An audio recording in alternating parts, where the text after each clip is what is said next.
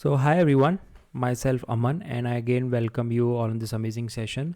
तो आज की क्लास में हम पढ़ेंगे लेमडा एंड कप्पा आर्किटेक्चर के लिए। लेमडा एंड कप्पा आर्किटेक्चर क्यों इम्पॉर्टेंट है? बेसिकली एक रॉक सॉलिड फाउंडेशन क्रिएट करने के लिए हम जैसे अभी स्पार्क और डेटाब्रिक्स पढ़ रहे हैं, तो कैसे चीज़ें इवॉल्व हुई, तो उसके लिए लेमडा एंड कप्पा आर्किटेक्चर पढ़ना इम्पॉर्टेंट है। ये इंटरव्यू पॉइंट ऑफ व्यू से इम्पॉर्टेंट नहीं है, but how things evolve and from architecture level एक अच्छी अंडरस्टैंडिंग लेने के लिए ये डिस्कशन इम्पॉर्टेंट है। ठीक है, तो इसमें आपको आसानी होगी कि how spark and how Databricks operate basically. ठीक, तो शुरू करते हैं आज का session, lambda and kappa architecture. तो बेसिकली फर्स्ट हम पहले पकड़ते हैं कि लेमडा आर्किटेक्चर क्या होता है। ठीक, तो लेमडा आर्किटेक्चर बेसिकली क्या था कि आपके बिग डेटा को प्रोसेस करने के लिए, ऐसा कि सबसे पहले हडूप आया था, हडूप एंड मैप रिड्यूस का कॉम्बिनेशन आया था। ठीक है, फिर उसमें कुछ लिमिटेशंस थी, तो उसको सॉर्ट आउट करने के लिए मैप रिड्यूस में कुछ लिमिटेशंस थी, जैसा कि हमने पढ़ा था कि मैप रिड्यूस में कॉम्प्लेक्सिटी बहुत ज़्यादा है, आईओ इनपुट्स काफ़ी ज़्यादा हैं मैप रिड्यूस में। ठीक है, map reduce code is in Java. ठीक है, तो उस चीज़ को रिजॉल्व करने के लिए क्या आया, हमारा स्पार्क आया। ठीक है, spark is basically a replacement of map reduce. तो अब अगर हम बात करते हैं लेमडा में, क्या है कि लेमडा आर्किटेक्चर में आपके डेटा को बेसिकली इसमें 3 लेयर क्रिएट की गई हैं। ठीक है, कैसे आपको डेटा को प्रोसेस करना है, तो उसके लिए 3 लेयर बोली गई हैं कि 3 लेयर होती हैं। ठीक है, एक आपकी लेयर होती है जो आपके बैच डेटा के लिए प्रोसेस करने के लिए होगी, और दूसरी होती है जो आपके स्ट्रीमिंग डेटा के लिए प्रोसेस करने के लिए होगी। ठीक है, बैच डेटा मतलब कि जो डेटा आपका एक बैच फॉर्म में आ रहा है, ठीक है, बैच 1, बैच 2, बैच 3। और स्ट्रीमिंग डेटा का मतलब है जो आपकी स्ट्रीमिंग डेटा सोर्सेज से आ रहा है। ठीक है, यानी कि रियल टाइम डेटा आ रहा है। ठीक है, तो इसमें 2 पार्ट हैं, एक आपका बैच है, एक आपका स्ट्रीमिंग है। तो स्ट्रीमिंग जैसे कि आपका काफका हो गया, या मैं बोलूँ इवेंट ग्रिड हो गया, तो वहाँ से आ रहा है। तो इसमें 2 कैटेगराइजेशन की गई हैं इन टर्म्स ऑफ लेयरिंग। एक लेयर जो देखेगी वो बैच डेटा को देखेगी, दूसरी लेयर जो देखेगी वो आपके स्ट्रीमिंग डेटा को देखेगी। तो जो लेयर आपके बैच डेटा को देखती है उसको नाम दिया गया बैच लेयर बेसिकली, और जो आपके स्ट्रीमिंग डेटा को देखेगी उसको दिया गया स्ट्रीमिंग या स्पीड लेयर। और थर्ड लेयर जो है वो है आपकी serving layer, that is a final layer, जहाँ पे आपका डेटा प्रोसेस होके एक स्टोर होगा। ठीक है, और ये आपका स्टोर किसी भी फॉर्मेट में हो सकता है, आपका कोई नो सीक्वल डीबी में हो सकता है, नो सीक्वल डीबी ऐसे कसांड्रा हो गया, मोंगो डीबी हो गया, और उसके बाद इसको हम प्रोसेस करेंगे। ठीक, तो अगर आप देखोगे lambda architecture, it is a hybrid approach to process big data. ठीक है, हाइब्रिड इसलिए बोला गया है क्योंकि इधर आप जो डेटा प्रोसेस कर रहे हो वो 2 फॉर्मेट का डेटा है, 2 टाइप का डेटा। एक डेटा जो बैच फॉर्म में आ रहा है, दूसरा डेटा जो स्ट्रीमिंग फॉर्म में आ रहा है। ठीक है, स्ट्रीमिंग फॉर्म का डेटा का मतलब होता है कि आपका जो रियल टाइम डेटा है, रियल टाइम डेटा मतलब कि आपका मिली सेकेंड माइक्रो सेकेंड में जो डेटा आ रहा है। और बैच डेटा का मतलब है जो आपका डेटा बैच फॉर्म में आ रहा है। ठीक है, जैसे कि मान लीजिए टाइम T1 से T2 का आपने एक बैच डिफाइन किया।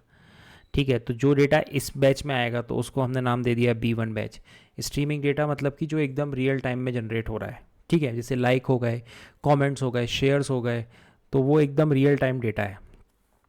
तो लेयर्स बेसिकली क्या है बैच डेटा में, कि एक आपकी बैच लेयर है, एक आपकी स्ट्रीमिंग लेयर है, स्ट्रीमिंग लेयर इसको हम हॉट प्रोसेस और स्पीड लेयर बोलते हैं, और तीसरी आपकी सर्विंग लेयर है।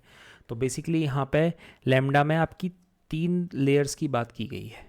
ठीक, अब ये एक अच्छा डायग्राम है समझने के लिए कि किस तरीके से लेमडा आर्किटेक्चर वर्क करता है। तो लेमडा आर्किटेक्चर, ये आपका सोर्स है यहाँ पर।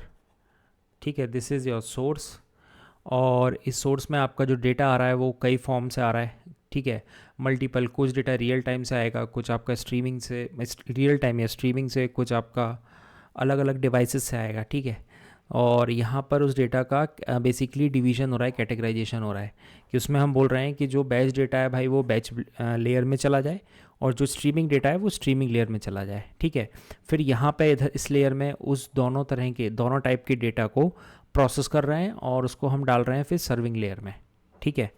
तो यहाँ पे जो डेटा आ रहा है बेसिकली बैच लेयर में, वो आपका एक तरह से आप बोल सकते हो रॉ डेटा आ रहा है, ठीक है, रॉ डेटा आ रहा है। और यहाँ पे जो सर्विंग लेयर में आ रहा है, यहाँ पे हम स्टोर करा के उसको प्रोसेस कर रहे हैं कि ऑन टॉप ऑफ इट हम जो भी उस पर क्वेरी करना चाहते हैं, ठीक।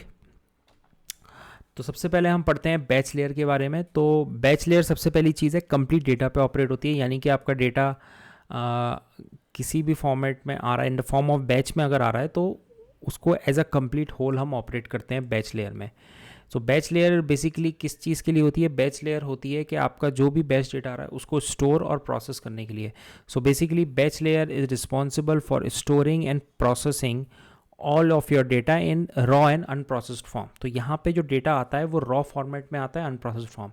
रॉ या अनप्रोसेस्ड का मतलब कि जैसे डेटा आ रहा है उसमें हम कोई भी ट्रांसफॉर्मेशन, कोई भी मॉडिफिकेशन नहीं कर रहे हैं, और जिस फॉर्मेट में आ रहा है उसको हम सीधे जाके बैच लेयर में डाल रहे हैं, ठीक है। तो इसको आप एक तरह से बोल सकते हो मास्टर डेटा सेट की तरह ये एक्ट करती है, ठीक है। मास्टर डेटा सेट की तरह करती है which can be processed by the other two layer, ठीक है। तो इसमें एक तरह से आप बोल सकते हो कि डेटा आ गया और उस डेटा को हम बाद में दो लेयर में, एक जो स्ट्रीमिंग में एक तरह से हो सकता है, स्ट्रीमिंग में हम उसको प्रोसेस कर रहे हैं, एंड दूसरी इसकी है अपनी serving layer, that is a third layer, ठीक। So batch layer typically use distributed file system. तो बैच लेयर में क्या यूज़ होता है? एक तरह से डिस्ट्रीब्यूटेड फाइल सिस्टम यूज़ होता है, लाइक हडूप।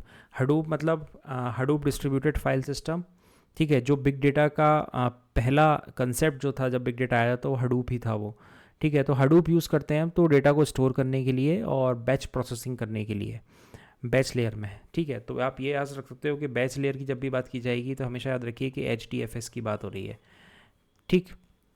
और यहाँ पे प्रोसेस करने के लिए डिपेंडिंग अपॉन द टेक्नोलॉजी, जैसे कि अभी जो टेक्नोलॉजी है वो स्पार्क काफ़ी ज़्यादा है।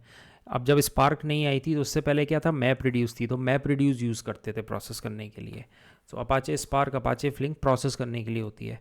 Processing batch layers come at a cost of high latency due to high computation time, क्योंकि यहाँ पे ये हडूप हम यूज़ कर रहे हैं डेटा को स्टोर करने के लिए, और मैप रिड्यूस हम जैसे यूज़ करते थे प्रोसेस करने के लिए। तो इसका जो बेसिक फाउंडेशन है वो हडूप पे है, और इसी कारण से क्या है कि इसमें everything is pros and cons, right. तो इसमें एक कॉन ये है कि इसमें जो लेटेंसी है ये काफ़ी हाई है। लेटेंसी इन द सेंस आप बोल सकते हो कि टाइम लगता है काफ़ी प्रोसेस होने में, speed in terms of it's quite slow, it takes lot of time. So comes at a cost of high latency due to high computation time. Computation time काफ़ी हाई है। तो ये एक तरह से एक कॉन है कि बैच लेयर में आपकी लेटेंसी काफ़ी हाई हो जाती है क्योंकि हाई कंप्यूटेशन टाइम काफ़ी लगता है, ठीक। अब अगली लेयर पे चलते हैं हम, जो कि है हमारी स्ट्रीम और स्पीड लेयर। हम इसको स्पीड लेयर इसलिए बोल रहे हैं क्योंकि इस लेयर में हम बेसिकली रियल टाइम तरीके से डेटा को प्रोसेस करते हैं, यानी कि जो हमारा रियल टाइम में डेटा आता है वो इस लेयर में आता है, ठीक है। अब क्योंकि रियल टाइम में डेटा है इसलिए जो स्पीड होगी वो काफ़ी फास्ट होगी, इसलिए यहाँ पे बोला गया है कि इसकी लेटेंसी जो है वो काफ़ी लो होगी, ठीक है। तो stream layer generates result in a low latency fashion, ठीक है, लो लेटेंसी या नी रियल टाइम फैशन। और इस स्ट्रीमिंग डेटा को प्रोसेस करने के लिए majorly right now what we are using Apache Kafka, ठीक है। हम अपाचे काफका, अपाचे स्पार्क हम यूज़ करते हैं to process real time data, ठीक है। अपाचे काफका जो है वो अभी it's an open source tool to process real time data, ठीक है। इस पर भी हम डेडिकेटेडली वीडियो लेकर आएंगे तो आपको ज़्यादा क्लैरिटी मिलेगी कि किस तरह से काफका काम करता है। बट अभी के लिए आप याद रखिए कि कभी भी अगर स्ट्रीमिंग या स्पीड लेयर की बात की जाती है तो वहाँ पे रियल टाइम डेटा की बात की जाती है, तो उसके कारण से इसमें ये एक प्लस पॉइंट है कि यहाँ पे लेटेंसी काफ़ी कम होती है, लो लेटेंसी, क्योंकि हम रियल टाइम डेटा में बात कर रहे हैं तो उसकी स्पीड ऑफ प्रोसेसिंग और स्पीड ऑफ इनकमिंग काफ़ी फास्ट होती है, ठीक है। डेटा स्टोरेज क्या होता है? तो डेटा स्टोरेज में स्पीड लेयर में यूटिलाइज इन मेमोरी डेटाबेसेस और key value stores. Now what are in memory databases? तो इन मेमोरी डेटाबेसेस अभी के लिए आप समझ लीजिए कि इन मेमोरी डेटाबेसेस वो डेटाबेस जहाँ पे आपकी जो वैल्यू, जो आपकी स्टोरेज होती है वो की वैल्यू फेयर फॉर्म में यूज़ होती है, स्टोर होती है बेसिकली, ठीक है। की वैल्यू पेयर फॉर्म में होती है और उसमें आपका latest state of the data रहता है, यानी कि जो लेटेस्ट डेटा आया है वो उसमें मेंटेन रहता है। ठीक है, इसके लिए एक डेडिकेटेड वीडियो हम लेकर आएंगे, उसमें आप पूरा हम डिटेल में डिस्कस करेंगे कि इन मेमोरी डेटाबेसेस क्या होते हैं और ये कैसे ऑपरेट करते हैं। ठीक, तो इंपॉर्टेंट पॉइंट क्या है स्ट्रीमिंग या स्पीड लेयर के लिए, कि पहली बात तो रियल टाइम डेटा है, लो लेटेंसी है, प्रोसेसिंग के लिए आप अपाचे स्पार्क स्ट्रीमिंग यूज़ करते हैं हम, और डेटा स्टोरेज के लिए इन मेमोरी डेटाबेसेस का टिपिकली यूज़ होता है, क्योंकि उसमें जो डेटा स्टोर होता है वो की वैल्यू फॉर्म में होता है। ठीक, अब उसके बाद आती है थर्ड लेयर हमारी, जो फाइनल लेयर है लैम्डा आर्किटेक्चर की, दैट इज़ सर्विंग लेयर। ठीक है, तो सर्विंग लेयर बेसिकली क्या करती है, सर्विंग लेयर ये करती है कि जो आपका आउटपुट आया बाकी दो लेयर से, यानी कि एक आपकी बैच लेयर है, एक आपकी स्पीड लेयर है, ठीक है, तो उसको कंबाइन करके हम सर्विंग लेयर में लेके आते हैं। ठीक है, यानी कि इधर लिखा हुआ है the serving layer would combine the output of both batch and speed layer to provide a unified view of data. ठीक है, उसके बाद it would store the process data in the database like Apache Cassandra and a query engine like Apache Hive Presto. फिर उस data को हम store करते हैं एक डेटाबेस में। ठीक है, अब वो किसी भी टाइप का आपका डेटाबेस हो सकता है, टिपिकली नो सीक्वल डेटाबेस में हम प्रेफर करते हैं। तो यहाँ पे जैसे कि एक डेटाबेस दिया गया अपाचे कसांड्रा या मोंगो डीबी, ठीक है, जिससे कि एंड यूज़र उसको यूज़ कर पाए। ठीक है, तो सर्विंग लेयर बेसिकली काम वही होता है, यहाँ पे हमारा कंबाइंड फॉर्म में डेटा आता है, बैच वाला भी आता है और स्ट्रीमिंग डेटा भी आता है, दोनों लेयर से आता है। तो अब हम फ्रीक्वेंटली समझ लेते हैं कि इसका बेसिकली ओवरव्यू क्या होता है लैम्डा आर्किटेक्चर का। सबसे पहली स्टेप होती है इंजेशन, यानी data is ingested into the system from various sources in real time. So data आपका इंजेस्ट होता है अलग अलग सिस्टम से, वो कोई आईओटी डिवाइस हो सकती है या कोई स्ट्रीमिंग वेबसाइट हो सकती है या आपका कोई क्लाइंट सिस्टम हो सकता है, स्टैंड अलोन हो सकती है कोई एप्लीकेशन। ठीक, फिर उसके बाद होता है batch processing. The batch layer process historical data generating batch views. तो टिपिकली क्या होता है कि लैम्डा आर्किटेक्चर में अगर आप बैच लेयर की बात करोगे, और बैच लेयर किस टाइप का डेटा प्रोसेस करती है, वो करती है historical data, because data real time तो नहीं है। रियल टाइम प्रोसेस करने के लिए वहाँ पे एक दूसरी लेयर है जो इसका नाम है स्ट्रीमिंग लेयर या स्पीड लेयर। तो यहाँ पे बात की जा रही है जैसे कि रियल टाइम प्रोसेस करना हो तो उसके लिए हमारे पास स्पीड लेयर है, ठीक है, जो अप टू डेट आपको डेटा देती है। तो अगर ये पूछा जाता है आपसे कि लैम्डा आर्किटेक्चर में बैच लेयर किस टाइप का डेटा प्रोसेस करती है, तो आपका आंसर होना चाहिए इसमें वो हिस्टोरिकल टाइप का डेटा टिपिकली प्रोसेस करती है। और अगर बोला जाए कि रियल टाइम डेटा प्रोसेस करने के लिए लैम्डा आर्किटेक्चर में कौन सी लेयर है, तो योर आंसर शुड बी कि उसके लिए स्ट्रीमिंग लेयर है। और सर्विंग लेयर बेसिकली क्या करती है, वो कंबाइन करती है दोनों लेयर के आउटपुट को, सॉरी,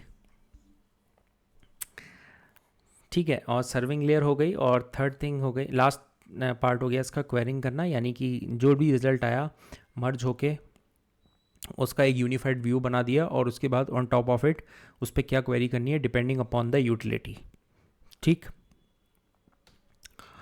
तो अब देखते हैं कि इस आर्किटेक्चर की एडवांटेज क्या है, what are the advantage of lambda architecture.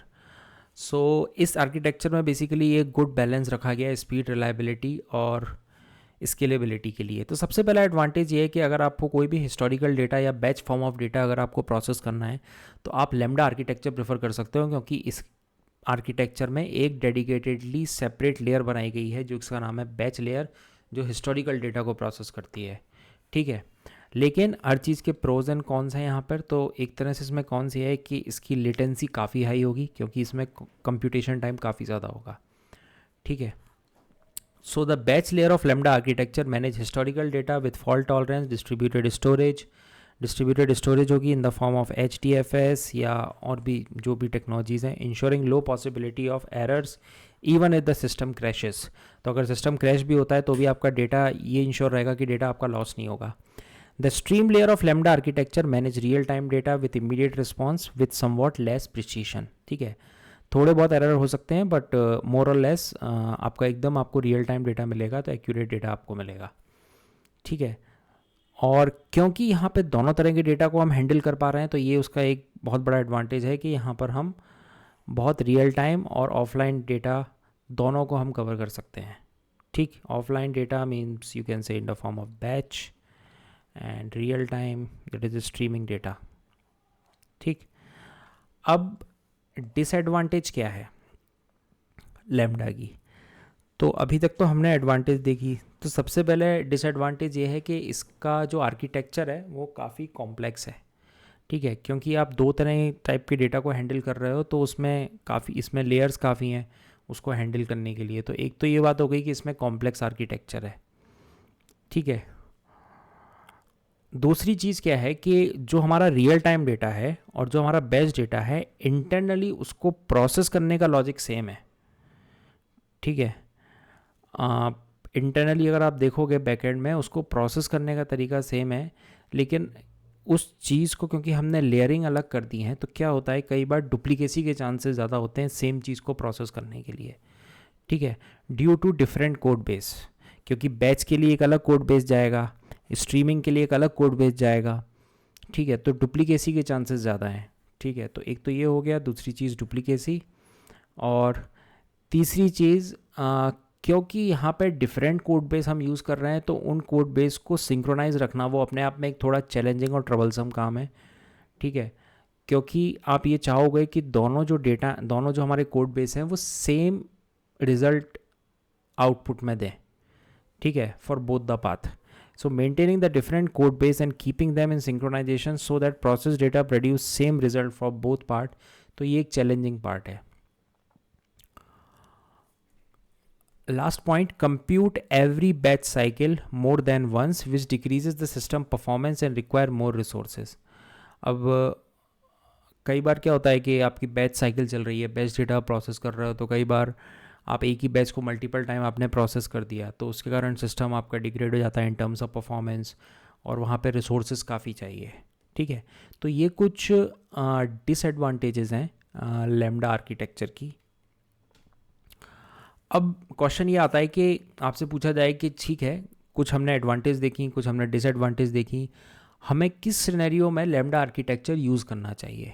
ठीक है, तो सिनेरियो जैसा कि हमने पढ़ा है, इसमें दो लेयर्स की बात की जाती है, बैच लेयर, स्ट्रीमिंग लेयर, और थर्ड लेयर सर्विंग लेयर। तो कभी भी अगर ऐसा सिनेरियो आता है जहाँ पे हमें हिस्टोरिकल एनालिसिस करनी है, या हमारे पास हिस्टोरिकल डेटा है, या हमारे पास बैच डेटा है, उसको प्रोसेस करने के लिए तो हम लैम्डा आर्किटेक्चर यूज़ कर सकते हैं। तो lambda architecture should be used if historical analysis and slightly higher latency are acceptable. अगर हायर लेटेंसी भी एक्सेप्टेबल है उस सिनेरियो में, कि ठीक है थोड़ा हम टाइम कर सकते हैं, एक्सेप्टेबल है वो डिले, तो you should go with lambda architecture. ठीक, और अगर हमें मान लीजिए रियल टाइम डेटा हमें प्रोसेस करना है, low latency is a critical requirement, तो उस केस में भी आप यूज़ कर सकते हो लैम्डा आर्किटेक्चर। ठीक है, बैच लेयर अगेन जो प्रोवाइड करती है डेटा, उसमें लेटेंसी ज़्यादा होती है। ठीक है, real time provide approximate data, तो लो लेटेंसी। तो ये यहाँ पे दो इंपॉर्टेंट पॉइंट हैं, इसको आप याद रखिएगा। पहली बात तो है कि ये बैच लेयर की जब भी हम बात करेंगे तो लेटेंसी हम ज़्यादा की बात करेंगे।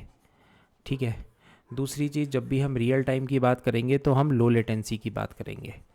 ठीक है, so this is a very important point. ठीक, इतना समझ में आया, आगे चलें। अब देखते हैं हम कप्पा आर्किटेक्चर बेसिकली। तो कप्पा, अब क्या हुआ कि जब लैम्डा आया तो ठीक है, लैम्डा में दो तरह के हमने पढ़े कि दो तरह की लेयर्स होती हैं, बैच के लिए अलग लेयर बनाई है और स्ट्रीमिंग डेटा प्रोसेस करने के लिए अलग लेयर बनाई है। तो कैसा हो, मतलब, तो डेवलपर लोगों ने ये सोचा कि कैसा हो कि अगर हम दोनों तरह के डेटा को प्रोसेस करने के लिए एक ही लेयर बना दें। ठीक है, तो हमारा प्रोसेस काफ़ी सिंप्लीफाई हो जाएगा ना, हमें सिर्फ एक ही लेयर में हमारा काम हो रहा है। ठीक है, तो उस चीज़ को ध्यान में रखते हुए ये कप्पा आर्किटेक्चर आया।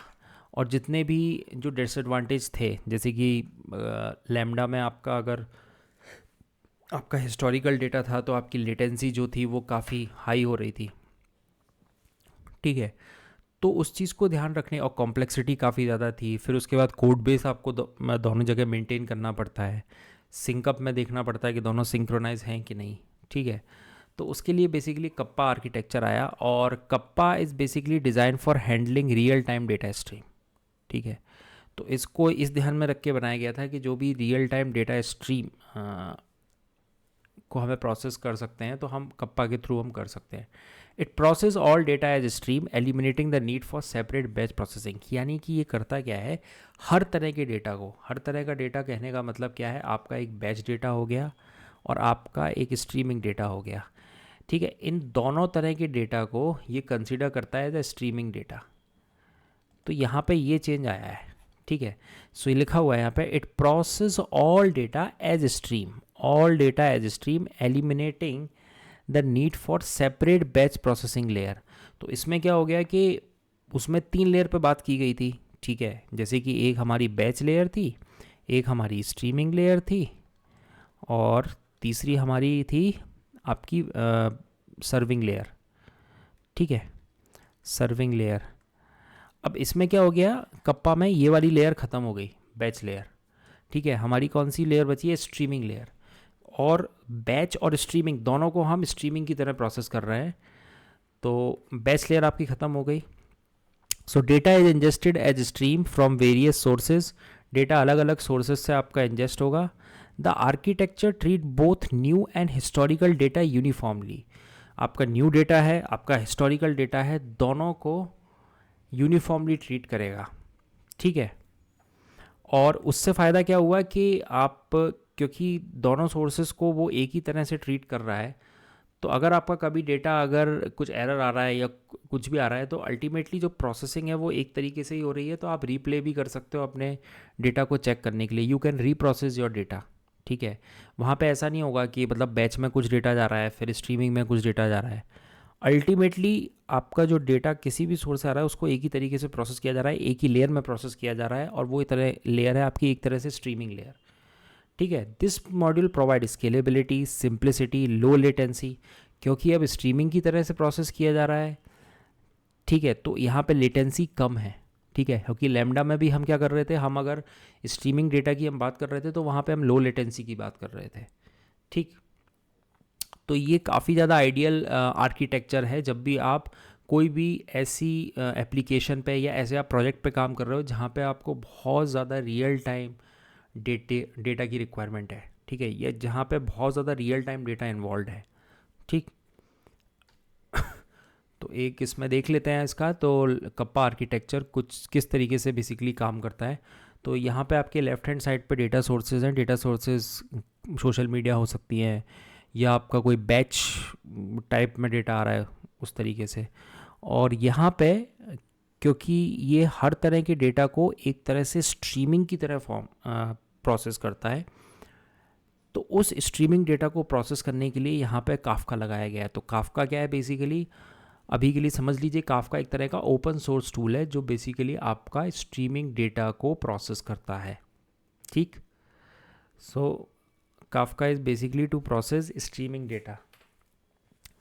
फिर हमारा आता है अगला पार्ट, अपाचे स्पार्क। तो अपाचे स्पार्क आपके अगर स्ट्रीमिंग डेटा को प्रोसेस करने के लिए हम अपाचे स्पार्क का यूज़ करते हैं, और स्पार्क के बारे में हम आने वाले सेशन में और डिटेल में पढ़ेंगे।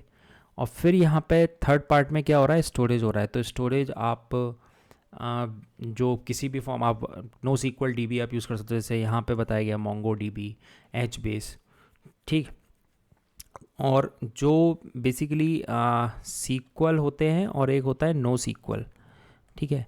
दोनों में डिफरेंस क्या होता है ये भी हम डिस्कस करेंगे। और एक और टाइप होती है column based database and row based database, ठीक है। इसके बारे में भी हम आने वाले लेक्चर्स में देखेंगे कि इन दोनों में डिफरेंस क्या है, तो और क्लैरिटी आपको मिलेगी कि हाउ थिंग्स आर इवॉल्विंग, ठीक। और ये फाइनल हमारा क्वेरीज जहाँ पे आउटपुट एट एंड यूज़र।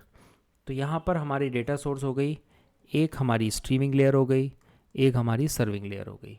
तो यहाँ पे हमारी 2 लेयर में काम हो रहा है, ठीक है, 2 लेयर में काम हो रहा है। दूसरा, लो लेटेंसी हमें अचीव हो रही है, एरर के चांसेस थोड़े कम है, सॉरी, कंप्यूटेशन कॉस्ट हमारा बच रहा है, ठीक। तो कप्पा आर्किटेक्चर ओवरव्यू देखते हैं। तो सबसे पहले data ingestion. Data is ingested into a system in real time using a messaging system like Apache Kafka. Real time में आपका डेटा इंजेस्ट होगा with the help of Apache Kafka, या एजोर में एक और इवेंट ग्रिड करके भी है, ठीक है, वो भी रियल टाइम को प्रोसेस करने के लिए यूज़ होता है। Steam processing, the data is processed in real time using a stream processing system like Apache Kafka, Stream, Apache Flink. The processed data is stored in a database like Apache Cassandra और Apache HBase। ये एक तरह के NoSQL databases हैं। फिर third layer हमारी आती है serving layer. The process layer is served to the end user using a query engine like Apache Hive और प्रेस्टो। उम्मीद करता हूँ ये आपको समझ में आया होगा अपाचे का बेसिक कप्पा का आर्किटेक्चर। अब देखिए ये पॉइंट काफ़ी इंपॉर्टेंट है। तो क्या बोल रहा है यहाँ पे, the kappa architecture is simpler then lambda architecture. बिल्कुल सही है, सिंपल है, because it eliminates the need for a batch layer. बिल्कुल ठीक, ये बैच लेयर को ख़त्म कर दे रहा है इसमें। Which require additional processing and storage resources, क्योंकि उसको प्रोसेस करने के लिए भी हमें एडिशनल रिसोर्सेज चाहिए और उसको स्टोर करने के लिए हमें रिसोर्सेज चाहिए। By processing by processing all data in the real time, the Kappa architecture provide real time insight without the need for batch processing. However, Kappa architecture may not be suitable for all scenarios, especially those that require historical data analysis. अगर आपका simple गोल ये है कि मेरे को historical data analysis करना है तो आप सिर्फ लैम्डा पर रिलाई कर सकते हैं। लेकिन अगर आपको बहुत ज़्यादा रियल टाइम डेटा में डील करना है, स्ट्रीमिंग डेटा में डील करना है, तो I think kappa will be the right choice. ठीक। अब ये क्वेश्चन बहुत पूछा जाता है कि ये बताइए कि किस सिनेरियो में आप यूज़ करेंगे लैम्डा आर्किटेक्चर और कब आप यूज़ करेंगे कप्पा आर्किटेक्चर। तो इतना हमने अभी डिस्कस कर लिया है, तो आई होप आपको ये क्लैरिटी हो गई होगी कि लैम्डा हमें कब यूज़ करना है और कप्पा हमें कब यूज़ करना है। तो फिर एक क्विक रिवीजन देखते हैं इसका कि कभी, तो पहला पॉइंट है लेटेंसी रिक्वायरमेंट। अगर आपकी लेटेंसी, आपको लो लेटेंसी चाहिए, ठीक है, तो आप कप्पा यूज़ करिए। Real time processing and low latency, तो यूज़ कप्पा। जब आपको हाई लेटेंसी चाहिए और बैच प्रोसेसिंग इन्वॉल्व है तो आप लैम्डा यूज़ कीजिए। एक पॉइंट तो ये हो गया लेटेंसी वाला। दूसरा पॉइंट होता है हमारा डेटा वॉल्यूम पर, ठीक है। तो अगर आपका वॉल्यूम ऑफ डेटा बहुत ज़्यादा है और उस डेटा को आपको बैच मोड में प्रोसेस करना है तो आप लैम्डा यूज़ कीजिए, lambda architecture. When your volume of data is very high and you need to process that data in a batch mode, then आप लैम्डा यूज़ कीजिए। दूसरा है, अगर आपका डेटा की जो वॉल्यूम है वो काफ़ी स्मॉल है और अगर आप डेटा की ये रिक्वायरमेंट है कि उसको हमें रियल टाइम में प्रोसेस करना है, देन कप्पा हम यूज़ करेंगे। अच्छा, थर्ड हमारा क्राइटेरिया ये है कॉम्प्लेक्सिटी, ठीक है। तो कॉम्प्लेक्सिटी, अगर आपको लेस कॉम्प्लेक्स चाहिए तो डेफिनेटली कप्पा हम यूज़ करेंगे। कप्पा हम क्यों यूज़ करेंगे, क्योंकि कप्पा में हमारी सिर्फ दो ही लेयर में काम हो रहा है, ठीक है। एक स्ट्रीमिंग लेयर है, एक हमारी सर्विंग लेयर है। लेकिन अगर आपके लिए कॉम्प्लेक्सिटी कोई क्राइटेरिया नहीं है, मतलब मैं थोड़ा कॉम्प्लेक्स भी बना सकता हूँ, तो आप लैम्डा यूज़ कीजिए। लैम्डा में 3 लेयर्स पे हम बात करते हैं। एक लेयर हमारी बैच लेयर हो गई, एक लेयर हमारी स्ट्रीमिंग हो गई और एक लेयर हमारी सर्विंग लेयर हो गई। तो यहाँ पे हम 2 लेयर पे बात करते हैं, यहाँ पे हम 3 लेयर पे बात करते हैं। अगर आपका entire goal, fourth point, historical data analysis, अगर आपका एंटायर गोल ऐसा है कि आपको सिर्फ हिस्टोरिकल डेटा ही प्रोसेस करना है या आपके यूज़ केस में सिर्फ हिस्टोरिकल डेटा ही आ रहा है, तो आप लैम्डा आर्किटेक्चर यूज़ कर सकते हो। और अगर आपके यूज़ केस में ऐसा है कि मतलब लेस हिस्टोरिकल डेटा इन्वॉल्व है, तो आप कप्पा आर्किटेक्चर यूज़ कर सकते हो, ठीक। तो एक हमारा पॉइंट लेटेंसी का हो गया, दूसरा हमारा डेटा वॉल्यूम, थर्ड पॉइंट हमारा कॉम्प्लेक्सिटी, फोर्थ पॉइंट हमारा हिस्टोरिकल डेटा और फिफ्थ पॉइंट है हमारा कॉस्ट, जो कि एक बहुत इंपॉर्टेंट क्राइटेरिया होता है कभी भी आप कोई भी आर्किटेक्चर डिज़ाइन कर रहे हो। तो कॉस्ट की अगर आप बात करो, तो अगर आपको बहुत ज़्यादा रिसोर्सेज रिक्वायर्ड है to process data, to store या प्रोसेस डेटा, या आपके लिए कॉस्ट एक बहुत बड़ा फैक्टर नहीं है, तो आप लैम्डा पे रिलाई कर सकते हो, ठीक है। अगर आपके लिए कॉस्ट एक बहुत बड़ा फैक्टर है, तो आप कप्पा रिलाई कर सकते हो, ठीक है, बिकॉज लेस रिसोर्सेज है and process real time data, then you can go with Kappa architecture. तो आई होप ये जो आज की क्लास में हमने जो डिस्कस किया लैम्डा और कप्पा आर्किटेक्चर आपको समझ में आया होगा। जो लोग भी फर्स्ट टाइम इसको पढ़ रहे हैं, मैं रिक्वेस्ट करूँगा एक बार फिर से वीडियो को गो थ्रू कीजिए, ठीक। और काफ़ी इंपॉर्टेंट डिस्कशन है ये, आपको समझ में आ जाएगा लैम्डा या कप्पा आर्किटेक्चर, क्योंकि ये एक तरह से फाउंडेशन आप क्रिएट होगा कि जब हम पढ़ेंगे पूरा स्पार्क और डेटाब्रिक्स, ठीक है। जैसे अगर आपसे आगे जाके पूछा जाएगा कि ये पूछा भी जाता है जो अच्छे इंटरव्यूज़ होते हैं कि डेटाब्रिक्स कौन से आर्किटेक्चर पे है, लैम्डा या कप्पा, तो आपको ये पता होना चाहिए कि how lambda architecture operates, how kappa architecture operate, ठीक। ये सब आने वाले वीडियो में हम और बहुत सारी चीज़ें हम डिस्कस करेंगे। सो उम्मीद करता हूँ ये आपको सेशन पसंद आया होगा। So do subscribe to my channel और click on the bell notification icon, जिससे कि कोई भी अब वीडियो अगर अपडेट होती है तो आपको उसकी नोटिफिकेशन मिल जाएगी। So again thanks for watching and have a nice day. Thank you.